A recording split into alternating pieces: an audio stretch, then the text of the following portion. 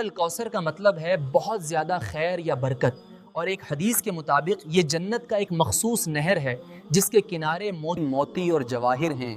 اس کا پانی دودھ سے بھی زیادہ سفید، شہد سے زیادہ میٹھا اور برف کی طرح ٹھنڈا ہوتا ہے۔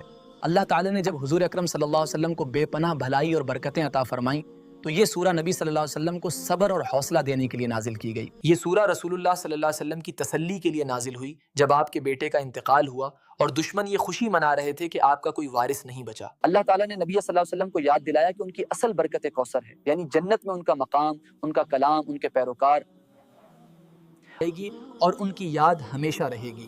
اس سورہ میں پیغمبر اکرم صلی اللہ علیہ وسلم کو نماز پڑھنے اور قربانی دینے کا حکم دیا گیا۔ ظہور ہو رہا ہے محمد رسول اللہ کی نبوت کا۔ یہ سورۃ الکوثر، بسم اللہ الرحمن الرحیم۔ إنا أعطيناك الكوثر فصل لربك وانحر إن شانئك هو الأبتر۔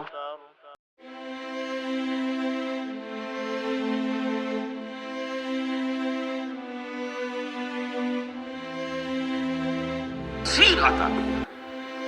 اس خیر کثیر میں یوں تو یہ کہ حوض کوثر وہ بھی اسی میں شامل ہے، لیکن یہ کہ اس پر آپ کو 25-30 قول مل جائیں گے۔ قرآن سب سے بڑا خیر کثیر ہے، بہت بڑا خیر کثیر ہے۔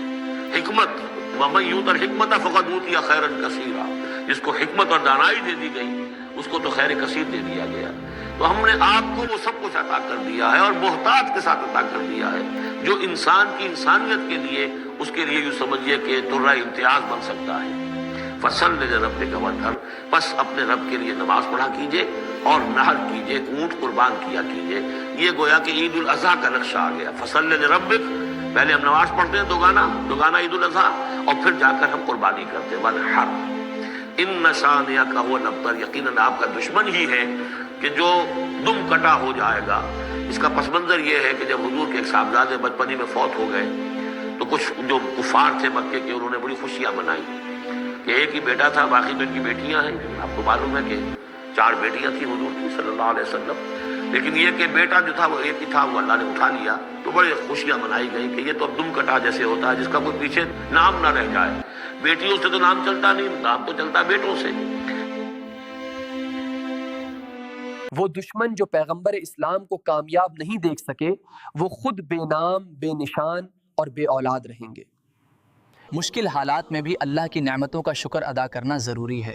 یاد رکھیے، اللہ کی عبادت سے ہی ہمارے ایمان کو مضبوطی ملتی ہے۔ دوسروں کے دکھ درد کو سمجھنا اور ان کے ساتھ ہمدردی کرنا، پیغمبر اسلام صلی اللہ علیہ وسلم کی عظمت اور مقام کے بارے میں علم حاصل کرنا۔ یہ سورہ ہمیں سکھاتی ہے کہ حقیقی کامیابی اور وراثت اللہ کے پاس ہے، اور انسان کو دنیاوی معاملات میں مایوس نہیں ہونا چاہیے۔